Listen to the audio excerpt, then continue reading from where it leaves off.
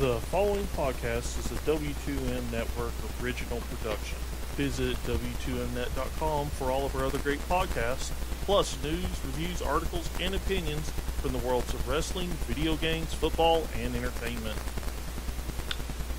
Disasters. Sports. Cannabis. Beer.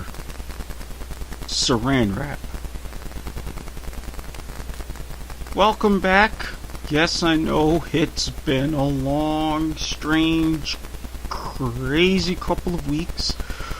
But finally, here we are for the latest episode of Point of Viewer. Now, admittedly, I'm in a little bit of a weird mood. Mainly because, well, for starters, I ate an edible before recording this episode, which I finally have time to do after all this while. So, if I'm slightly out of it, you can easily put it towards that. I don't mind. But I've been trudging along. As you may have noticed these past couple of weeks, there's been a lot of nature in the news. Between Hurricane Harvey, what it did to Texas, they're finally starting to get back up on their feet in cities like Houston. Hurricane Irma, what it did to the Keys and other parts of Florida. Thankfully, while I was somewhat affected, didn't take any real damage. Always a blessing. Hurricane Maria, for what it did in Puerto Rico and the U.S. Virgin Islands. Going to talk about that a little more as time goes on. And the disasters in Mexico. Not one, not two, but 3 different earthquakes. Various parts of the country. 3rd one off the coast. Now, thoughts and prayers go out to everyone who is still recovering, be it Florida, be it Texas, be it Puerto Rico, be it the Virgin Islands, the U.S. Virgin Islands, which have been unfortunately largely ignored in all of these cases, and for the loss of life in the earthquake in Mexico City. Last death toll I checked, it was upwards of 300. And if that wasn't enough, there was a separate earthquake in Oaxaca, going 7.3, 6.1, then a 5.2 off of Mexico's Pacific coast. It triggered tsunami warnings. So, anybody who doubts the effects of climate change and who doesn't believe in nature and science, well, guess what? Our planet is pissed the fuck off. And you're seeing the results as to why.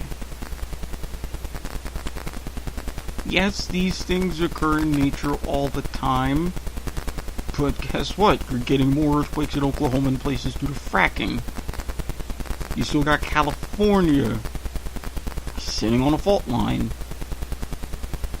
I worry about Seattle because the Pacific Northwest is right on a tectonic plate. I'm seeing more and more studies there do 7.3, 7.5 or higher earthquake within the next 50 years. Yes, it could wind up on the outer fringes of my lifetime, but people, this is a reality. We are due for these things. And for the hurricanes themselves, these were back to back Category 5 for Harvey, hitting the Gulf Coast and in Texas as a Category 4. Irma, Category 5, hitting the Keys as a Category 4, going up the West Coast and affects all throughout the state of Florida as a Category 2. Maria, Puerto Rico, Virgin Islands, Category 5 landfall as a Category 4. And these are just our territories and protectorates. Everybody in the media uses the word decimated. Well, first let me give you a little bit of lesson on the word decimated. It was a technique originally invented and created by the Roman military. In part as punishment, but also is in part for income. They didn't expect so many survivors for certain wars, so they practiced this so that way they could pay everybody. It means to reduce by 1/10. For those of you that have seen Spartacus, one of my favorite series, Gods of the Arena, Blood and Sand, you saw the episode where they went through the process of decimation. 9 black stones, 1 white stone. Everyone gathered in groups of 10, drew stones. Whoever drew the white stone was beaten to death by the other 9 who drew the black stones. 1/10. So when you talk about islands out in the ocean, as Fuckface45 loves to remind us, keep that in mind. Puerto Rico, significantly more by 1/10. The U.S. Virgin Islands, significantly more than 1/10. It's Barbuda, 1/10 is putting it nice. That island is gone. No buildings, no communication, no nothing.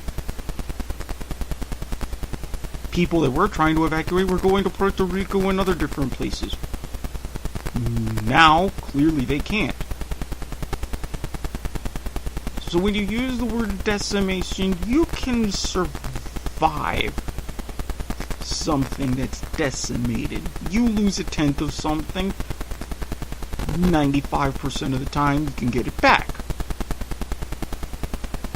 But when you're losing 80, 90, 95% of something, you're lucky that you can even get a flicker in a month's time, a year's time, a couple of years' time. Folks, Barbuda is barely even habitable at this point, let alone able to rebuild. The U.S. Virgin Islands, which has been slammed twice, and all this talk of these news of driving trucks and great recovery efforts. Houston nearly immediate, Florida nearly immediate, even though in my city, well, naturally there was a little bit of arrogant politics to where our local power company decided we're not going to use and pay these contractors. My best friend was out of power for on the order of a week. She told me one story to where some trucks that were there turned out to be as part of a scouting mission. She didn't know at first. Turned around and left. She's in the middle of her street in her neighborhood, crying. No shoes on, just crying because she was just asking for help. Fortunately, things are somewhat back to normal for her. Her awesome dogs. Things were resolved, which is great. Magnify this by 1,000. This is what you're looking at in the U.S. Virgin Islands.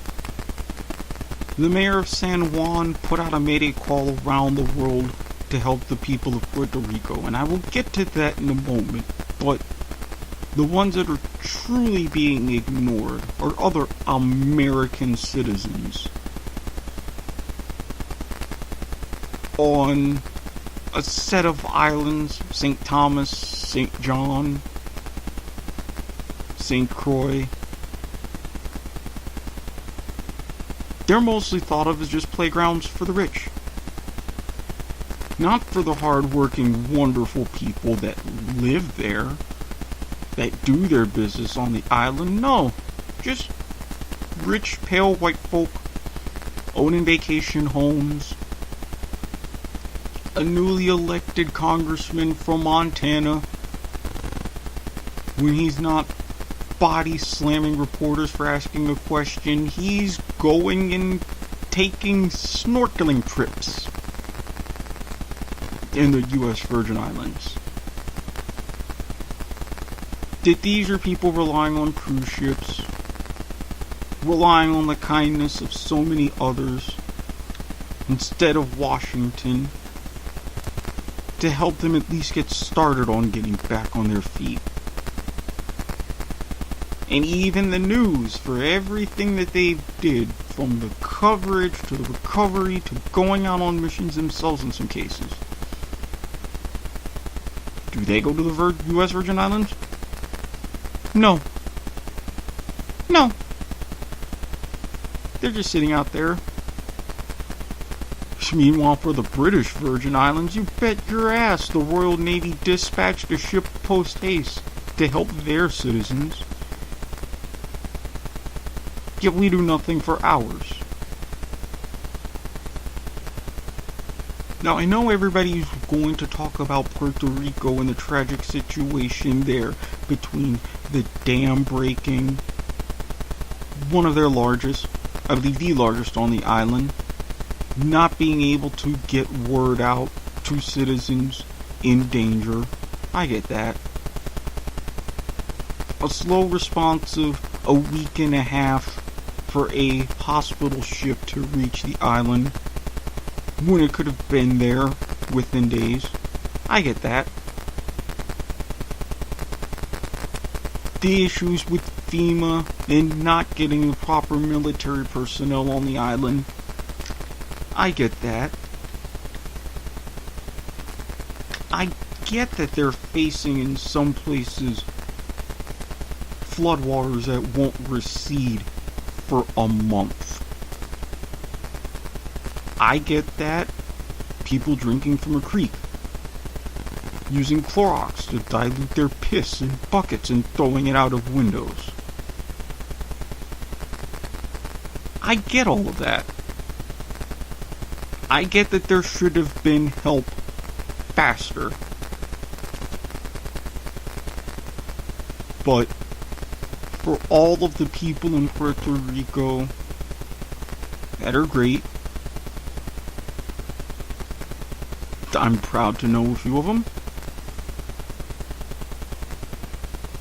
there's a good chunk that don't really help their own, that don't go home, or that don't provide transport to help their families and loved ones off the island, instead relying on the government who, strangely enough, is charging IOUs based upon plane tickets before the crisis. Like these people are going to have money. You don't let them file bankruptcy. Any money they make has to go to pay their debt to DC before they can invest on any infrastructure. Fuckface 45 looking at your direction, talking about their power grid. You want to know why it's aged and failing? Well, you really dropped the ball again, because you don't like to do these little things called read and do research. Instead, you talk and you bluster about, or you have your Russian trolls help you whenever they possibly can to get your minutiae out into the universe. Whatever. Okay. I get it. Part of me right now is thankful that Presidente Peña Nieto wound up refusing aid to help us, because turns out they needed a lot more than we do. What they're dealing with, still rooting around and trying to find people in rubble. But for Puerto Rico, it is a tragic situation. It is a slow response. Things are finally coming into place with pallets of water, pallets of food, infant formula, and hopefully the proper military personnel to get what they have stuck at their ports in a bottleneck out to the proper people. But lest we forget, we need to help everybody. Not just for waiving the Jones Act for 10 days when it really needs to be at least a year. Everybody. So if anyone wants to donate their time or anything monetarily, don't go to the Red Cross. There's some shifty motherfuckers.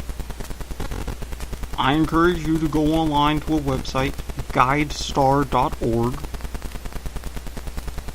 Look up organizations and their tax returns. See how much of their intake actually goes to their proper cause. And help. Not just for the people of Puerto Rico. Wonderful people. On an already crippling island, but for everyone. Because it's more than just one island out in the Atlantic that those hurricanes hit. It's more than the 3.5 million people on the one island. A lot of Puerto Ricans can go to places like Orlando or New York. Live, settle, be with family that's already come stateside. Where can people in the Virgin Islands go?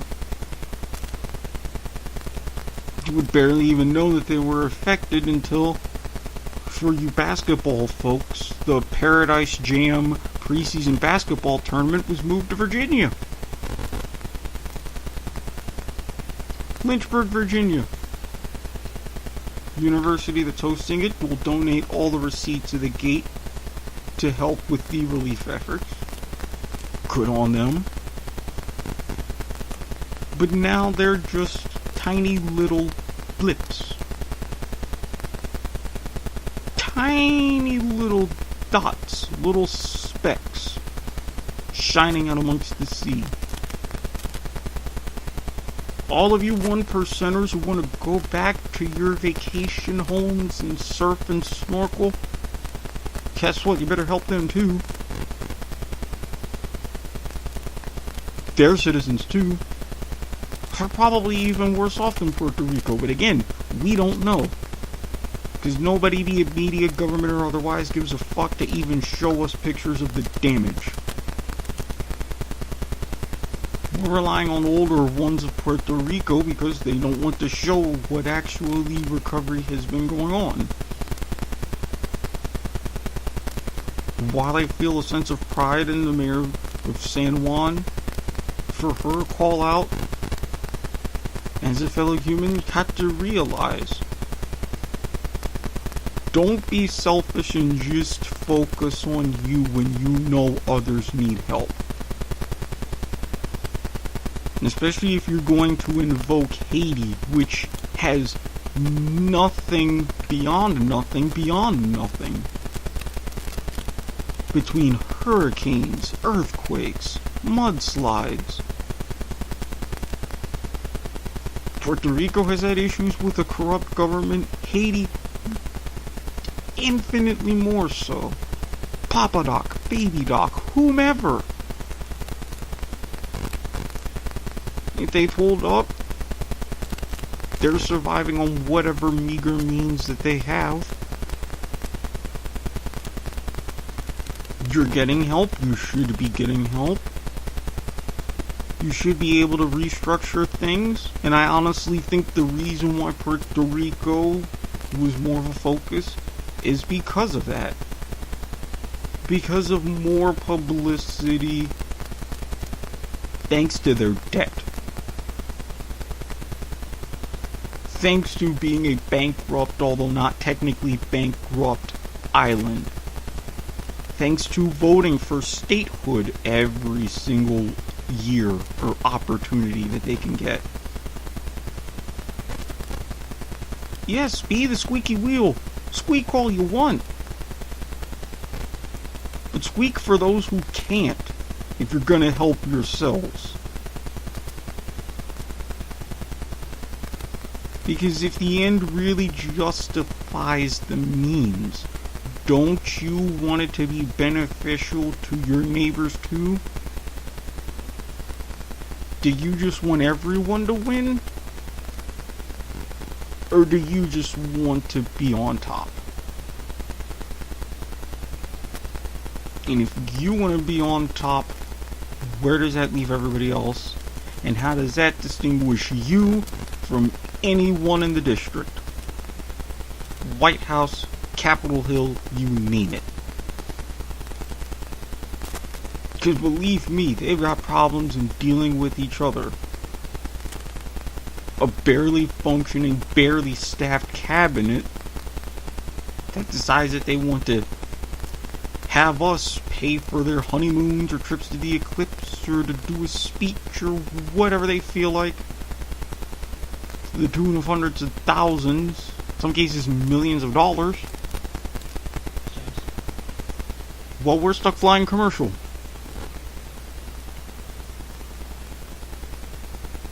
While we have to do what we can, make do, get by. But they'd rather care about themselves.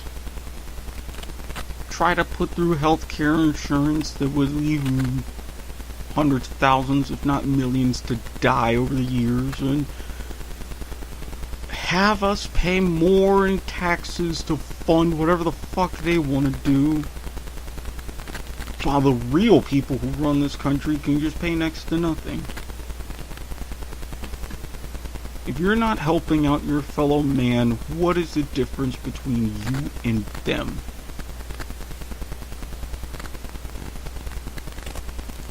Yes, you have your celebrities with private jets and ships and everything willing to help you. Yes, you need to try to get back on your feet, and you need help. If I honestly could, I would. I would love to see Puerto Rico beaming again so I can travel down and party. But you're not the only place. You're just not. If you're thinking about donating, yes, Puerto Rico, yes, U.S. Virgin Islands, yes, Barbuda, anywhere that needs help. Because they all need it. Now, there's a couple of sports topics I want to talk about. Baseball, now that their regular season is over, playoff matchups are set, and I've got some quirks as far as with that, but let me address for hopefully the final time the big issue. Now, I'm going to keep this part short and sweet. If you care to listen to some of my other takes, there are other shows on W2M Network where I've chimed in. Football to the Max, The Kickoff. You get a general idea. But I want to say this. Fuckface 45, guess what? Harvey, Irma, Maria, healthcare, tax reform. You name it. There are a lot of issues that you can tackle. But are you so fucking desperate to be part of an elite society that's never really wanted you, that you're willing to go up against not one but two multi-billion-dollar machines? First, you're going out and calling athletes. No, even before that. You, because Obama was so popular, because everybody loved him and clamored to go to the White House, when they won championships, and it's not the same for you. You decide to get pouty because people exercise their rights to not go because they disagree with you. So you tweet at them? Nothing better to do. Well, I take that back. In your mind, golfing is always better something better to do compared to, I don't know, running the fucking country.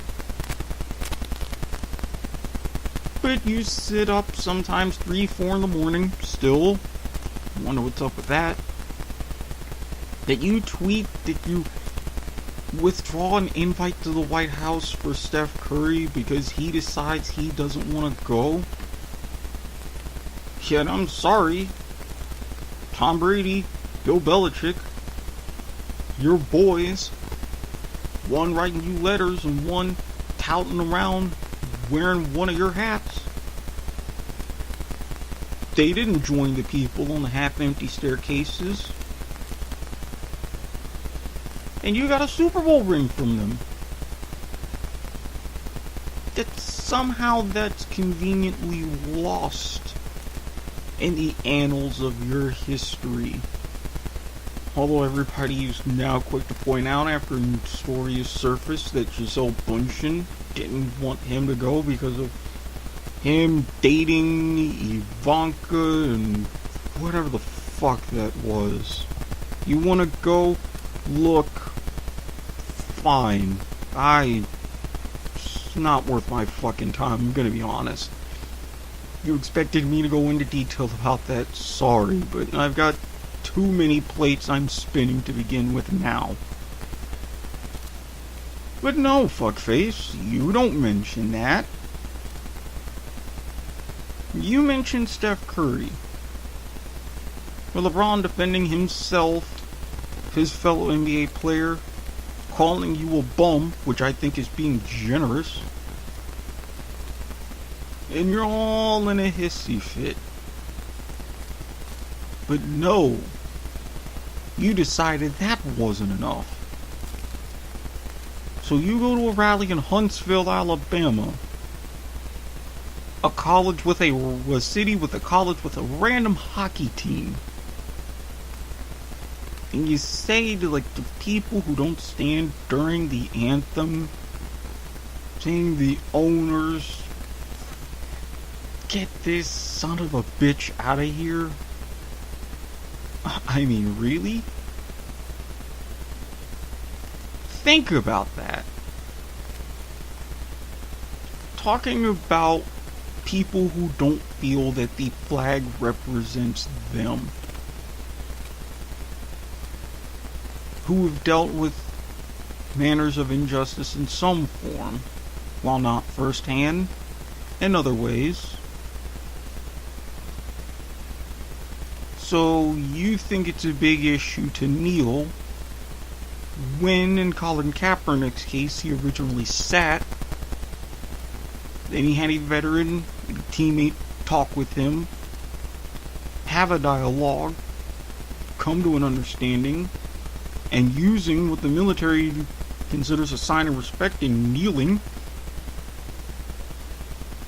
No, you decide you want to take on that. So naturally the NFL is going to react.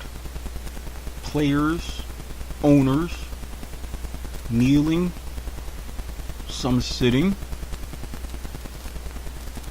Those, like the Pittsburgh Steelers, for the most part. Tennessee Titans, Seattle Seahawks, not even wanting to come out of the locker room. The Raiders and Redskins didn't either. Didn't want to. But because their game was televised nationally in prime time, there are different rules. Oakland A's catcher Bruce Maxwell kneeling. The Los Angeles Sparks of the WNBA not coming out of their locker room before one of their finals games against the Minnesota Lynx. They lead that series 2-1. Congratulations, Fuckface45. You've done something that now transcends across all sports. And to people like those in DirecTV who want refunds for your season tickets or for your package because you don't want to see these protests, yeah, DirecTV, you're pussies bowing down to corporate pressure because you don't want to get sued. But guess what? In a world of mergers and you really want to be a top dog like you are, eating up all the other competition, go fuck yourself. You missed a chance to stand up because I would have flat out said, you don't want to watch, don't watch. You will still see every game, every Sunday, and you're still going to pay us upwards of $3,500 over 2 years. Or you can go somewhere else. We are not ruining your experience. We do not control the feeds. Now, for those that if it's just a good ploy to get $200-300 back, okay, that's one thing. To fans like teams of the Jaguars who want refunds of your season tickets because of the protests, hey, guess what? Teams 2-2. You've only had to deal with that once so far this season. And in that one game, you got your asses handed to you. The time I'm recording this, played 4 games. Jaguars are 2-2. Blowout win, blowout loss, blowout win, overtime loss to what's supposed to be one of the worst teams in the league. And that was nearly a tie. And I even said this on Football to the Max. I would make a much better argument for your refunds if you're dealing with yet another shitty team, which in some ways you kind of are. But for protests, when you're the one sitting on your couch or drinking beer, doing whatever, I mean, personally, and I've said this, and I've nearly gotten into arguments over this. If I'm watching a game on TV, I hear the national anthem, I turn away. I don't want to hear it, I want to see the game. For me, going back to my sophomore year of high school, I stood during the anthem because the teacher told us to. I didn't put my hand over my heart. I didn't like this country, and a lot of times, even leading up to now, I still don't. There are a lot of flaws. But at the same time, I work with veterans. Thank them for their service all the time. It's braver men than me, going in and a lot of them seeing combat. I thank them every opportunity I get. I know a lot of times what drives their actions. I understand that. If I'm at a game in person for the national anthem, I stand. But if I'm in line getting me a snack or getting a drink or doing something, I don't immediately rush over.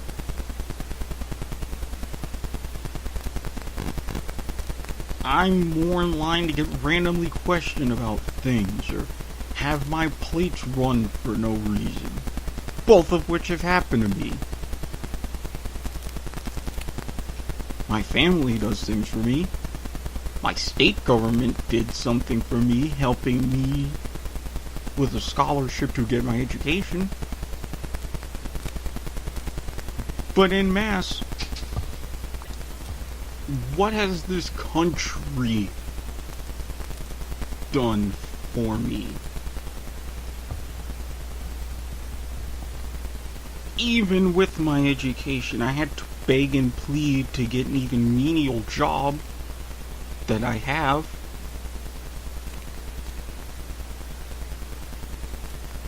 I don't entirely feel safe or protected. I feel ignored except come election time, when everybody panders for my vote and has nothing but empty promises, while I spend the rest of the 2 and 4 years scheming for ways to fuck me over. People who run this country who would rather see me in prison or be a statistic than do anything for my damn self.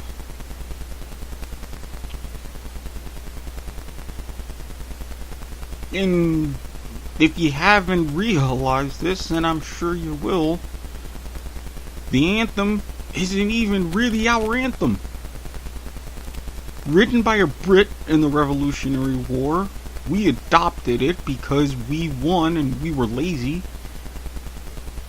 And the 2 minutes and change that you hear is only a quarter of the real song. Read it, where it talks about slavery,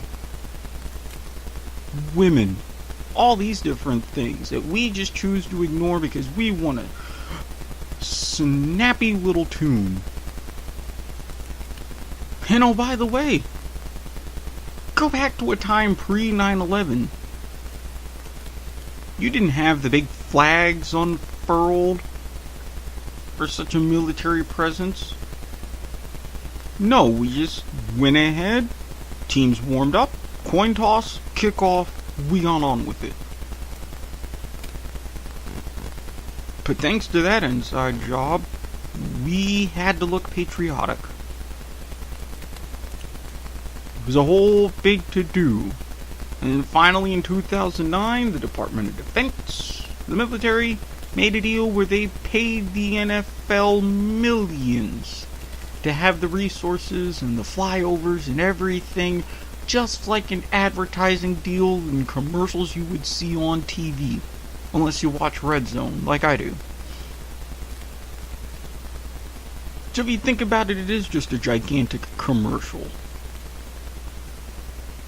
What does it really mean?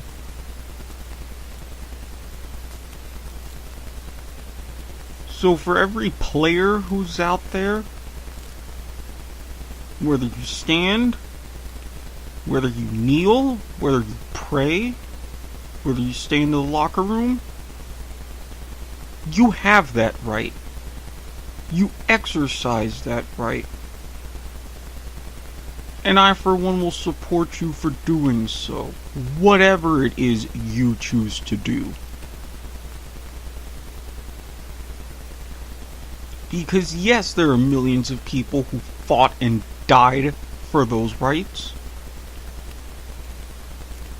A large portion of them unnecessarily. So fuck, let's use them while we got them. 'Cause the longer that orange fucker's in office, the less you're going to be seeing of it. Unless you got 9 or 10 zeros in your bank account, you're just going to be sloughed off to the side. As we're going to be closer and closer to Elysium. Or any other post-apocalyptic movies or TV shows you want to use in this case. We're heading on our way there, just like we're heading on our way to idiocracy. So let's do this while we can, and talk to each other while we can, and understand each other while we can. Because if we're just going to rely on things to change without talking or fighting about it, we're all just going to wake up under a dark sky. One day somebody decides to push a button, everybody's gonna push that button. Then what will be left of the planet Earth and the human race? And the few survivors, if any, that emerge centuries later will wish maybe we had have done something. And we should have done something back in 2017, 2016, farther. When we had a blustering jackass and Russian trolls paying social media sites in rubles to get their message out and achieve their purpose while fucking with us. That's where we're going to be at, one way or another.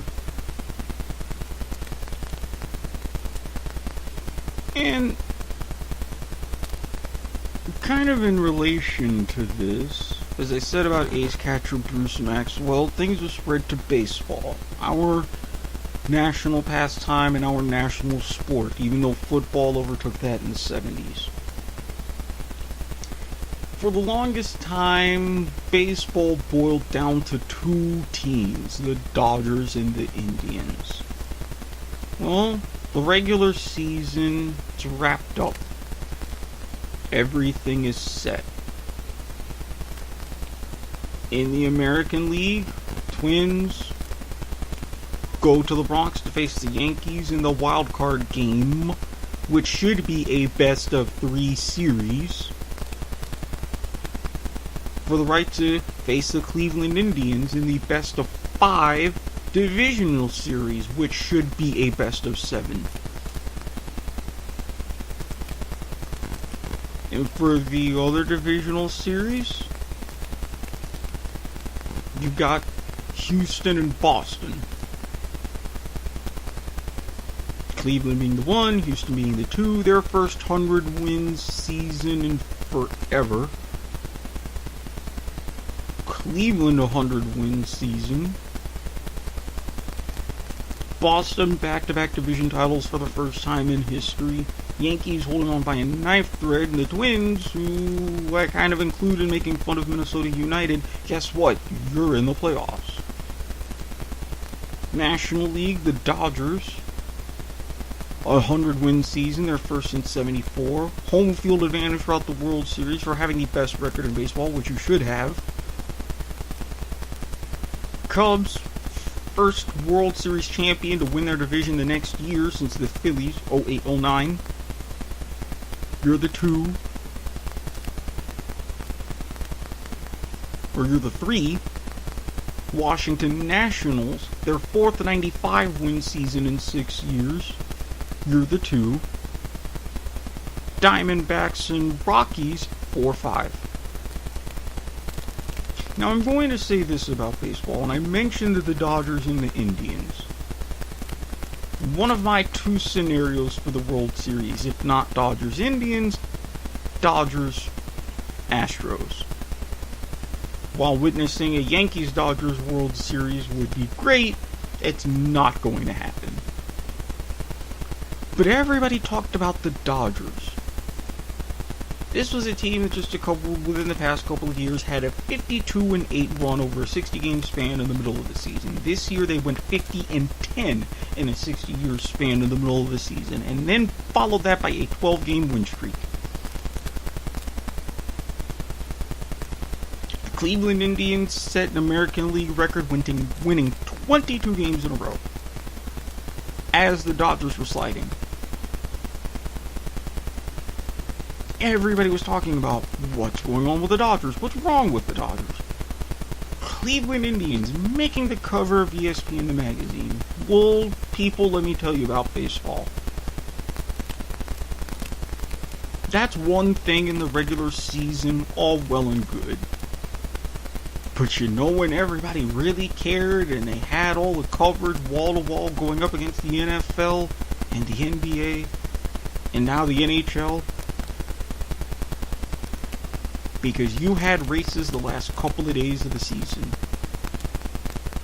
Cubs were trying to fend off the Cardinals. Rockies fending off the Brewers. Red Sox and Yankees locked up in a tight one. Twins fending off the Angels. So 160 games in a matter of 178 days meant dog piss Jones because everybody only cared about the last 2. And I think that's still one of the issues plaguing baseball. Not everybody's amped up and willing to go to the park and on a Wednesday night, unless you got a special where you can get good and drunk. Yet this is what you do because this is what you've always done. You finally decided to implement a pitch clock for the minor leagues and try to do something about the pace of play, but you aren't modern. And if you're not modern and you're not willing to adapt, no one will care until they absolutely have to. Dodgers, guess what? You haven't made a World Series since '88. The past 4 or 5 years, when it comes to October, you implode. Cleveland Indians. The Oakland A's did almost the same thing that you did back in '01. Yet when it came to October, hey, they didn't do shit. Had a lead against the Yankees, but could not close. Yankees went on to the World Series, lost to the Diamondbacks in 7. And lest we forget, what happened, even with you, with the collapse against the Red Sox in the ALCS 10 years ago.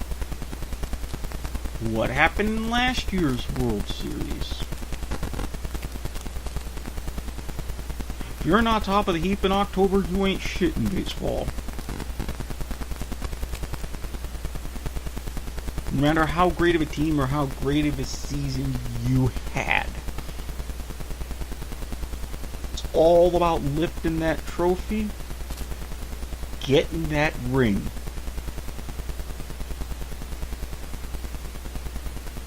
So, live on your regular season accolades and everything that you did April through September. This is the month where you're really going to be on TV. This is the month where it counts. And Manfred, keep up with that pitch clock. Shorten your season a little bit. Go back to 144. You can still schedule it easier, especially if you're talking expansion. You can still do it. Have more best of 7s. Have a best of 3 series. Because for your wild card games, you're getting a lot better matchups than you think you are. You could have potential best of 3 gems rather than 1 game piles of shit most of the time. Don't pull a ceiling and be afraid to pull the trigger and have your whole career end up in a wash where you can really step up. Don't be that guy again. We just went through having that guy, and look at where we are now. Come on, Rob.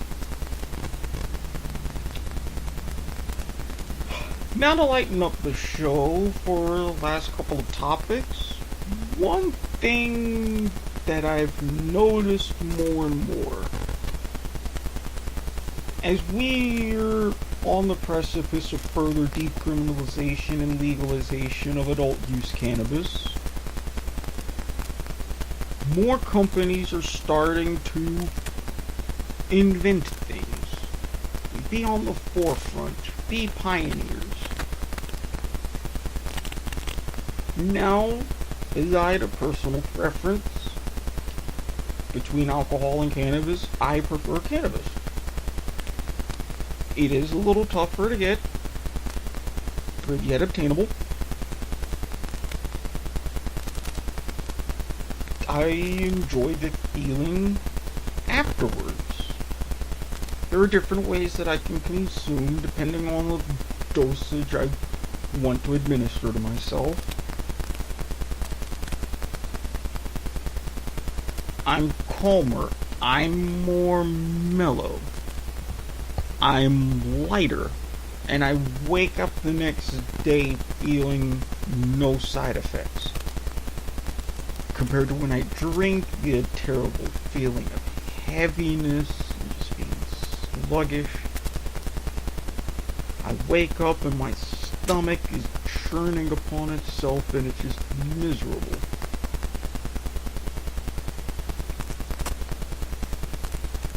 Now, however, just like in the days when Budweiser had tequila, and if you were around in the early 2000s, you knew about this.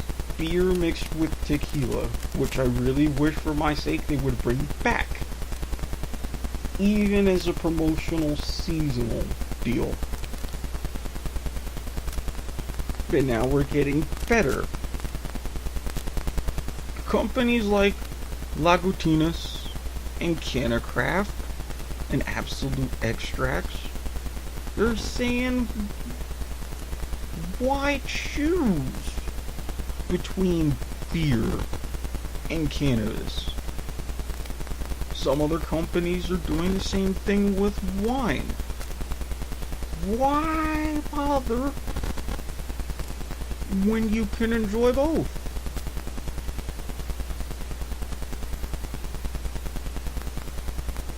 Good, fine company, Cannacraft, they make vape cartridges called Absolute Extracts.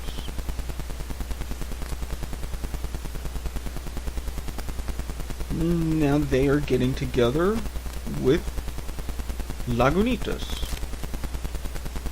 very widespread, well-known beer maker. I'm not personally a beer guy. I'm more of a cider man, which, hint hint wink wink, you can do the same things with that I'm about to describe. For companies that are listening and would care to send me samples, they're collaborating on both fronts. If you prefer to drink, you have Supercritical. An IPA is pale ale, a little bit on the darker scale, can be the bitter at times, but it's made with terpenes, which are key ingredients in cannabis. Now, do they have THC in them? No. Not at all. But if you want taste, aroma, different aspects like that, that's when you turn to terpenes. That's where you get the makeup of it, so you can have different terpenes from different strains of cannabis mixed with different beers. Light, dark, IPA, cider, what have you. Now this is fantastic. You want a teeny little aroma, or if you want to try something sweet, you can have Lagunitas. You can have the Supercritical, or you can try Canna Wine or infused vodka. Different flavors, and you can just imagine what these would do for your beverages.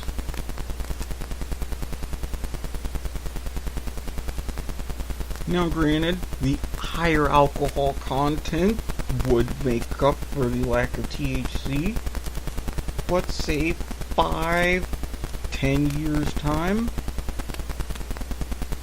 instead of a 6.8%, you do a 3% even, with a teeny bit of THC. Mix both of those feelings together and see how people react. I, for one, having been drunk and stoned simultaneously, I would not recommend doing it often, but every couple of months, why not? You're out, you're at parties, They're grabbing boobs in front of significant others. I speak from experience in saying that. You do some fucked up things. But you have fun doing it, as long as you're having this fun responsibly. Which I completely advocate. Because, I mean, come on, we're still dealing with alcohol. Never drink and drive, always drink responsibly, 21 means 21, member FDIC, etc. Whole kit and caboodle. Then you go, alright, fine. You don't like drinking. You prefer smoking or vaping instead. Well, guess what? You're in luck there, too. Because these same companies, Absolute Extract and Lagutinas, instead of adding terpenes to your beer, they're going to add hops to your vape. So if you get a good hit, yes, you're going to get the THC, yes, you're going to get a good high, but it's not going to smell like cannabis. The hops are going to create the aroma of beer. So it'll be like you're drinking without the issues with your liver or the vomiting. So again, if you're looking for more of that experience, which I wouldn't mind trying, because again, I'm not a beer guy, why not? One night, have yourself a nice infused cider with a good meal. Couple weeks later, have some good hops. Sit at home or at a friend's house. Get a nice vape going. Tastes like IPA or maybe even the different kinds of Sam Adams or whatever. This could work, and I'm very thankful that I'm seeing this level of collaboration, and I hope to expect more in the future. Because guess what? If we're all really going down in flames, let's at least smoke it up or do something before we do. Benjamin Franklin himself said beer is proof that God loves us and wants us to be happy. And I would think that that same God would have given us this magical plant that can grow as well and can grow in various environments and we can harvest it multiple times a year. I mean, come on. Instead of trying to make this illegal and have this reefer madness because some southern leprechaun or a theocrat or whoever doesn't want to do this, big companies are going to make money anyway. Reschedule it, deschedule it, decriminalize, legalize, research. Let's just take some time and go hog wild.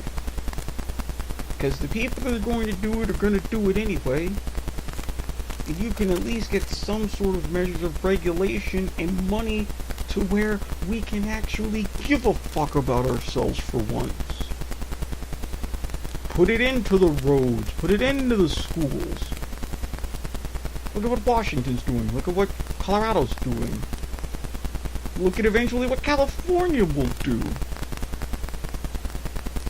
We know how to handle money, Washington. You don't. We do.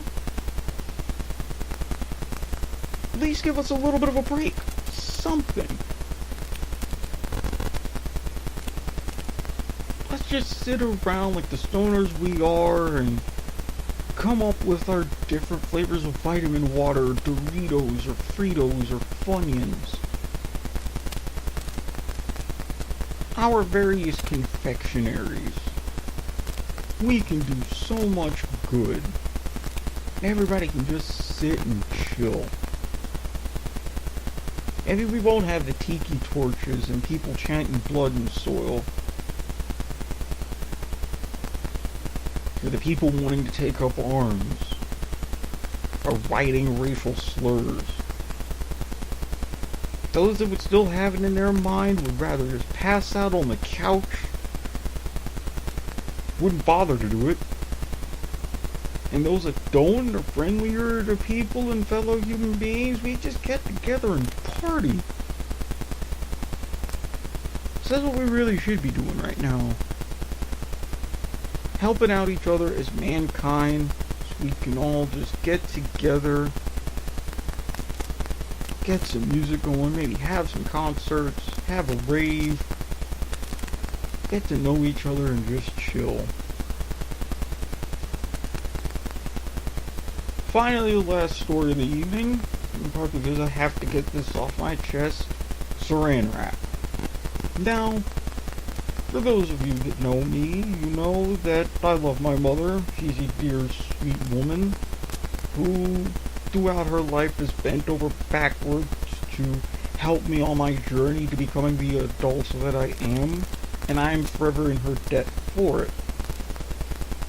But lately, she's taken her new role in life as far as being an older woman and facing all these different challenges to a new level.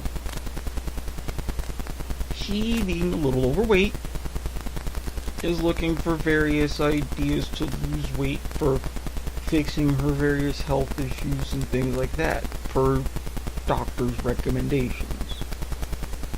So along with getting together, putting together an easy-to-follow diet, steadily being tweaked and improved as time goes by, like everything does, trying to incorporate some exercise. That seems to be the more stubborn part, but that's also a work in progress.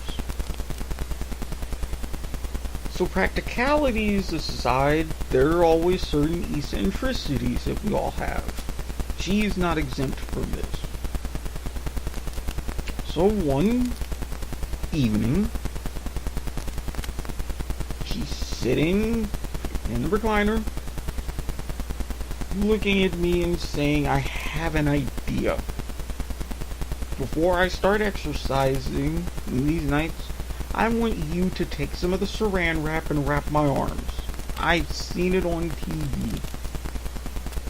Now I'm thinking to myself, this could go horribly wrong. I have seen saran wrap used in many a different varieties. Be it from a clever teasing fashion to a dental dam to whatever you can think of under the sun. Okay. Yes, saran wrap has been used as far as wrapping, and it's supposed to help eliminate body fat, absorbing it, getting rid of it, shrinking it, freezing it, whatever. I'm sure there's a boundless amount of stories and information out there via the different media we have today. I get that. But I'm thinking using this in part as a replacement of exercise, not such a good idea. So I sit in silence, hoping she'll take the hint. She never really does. So I figure, okay, I guess I have to go through with this. Then she decides to step it up a level. We have the packing wrap that you use to wrap up furniture and other items to protect from damages and scratches, things like that. She wants me to use that and wrap up her arms. I still think this isn't a good idea. I still say nothing, hoping she gets the hint. She still does not. So finally I relent. I break out the saran wrap from my kitchen, wrap a couple layers around each arm so she can see exactly what this will do. Within a half an hour she's complaining it's too binding, it's too hot, and she concedes it was a bad idea. This is what I always try to tell her and other people I know. If I say something's a bad idea, please trust me. If I say something's a good idea, please trust me. I'm not going to abscond from thinking before I speak. It's not how I operate. if you're gonna make me break out the saran wrap, give me a couple minutes to explain why you shouldn't. I'll offer solutions, exercise, hot yoga, whatever. Just will you throw me a bone? Because I really don't want to put packing wrap on your arms and legs and have to deal with that big to-do and then using scissors or trying to tear to cut everything off. Because that's a perfectly good waste of saran wrap. That's what I use for my leftovers or heating up things in the microwave. Just keep eating properly, exercise, and leave ideas like that to the crazy, mainly white people that want to try it anyway. Because they got money to burn, or they want to make more money, or get on TV, or any combination of those sorts of things. Let them do that, and let's think of something else.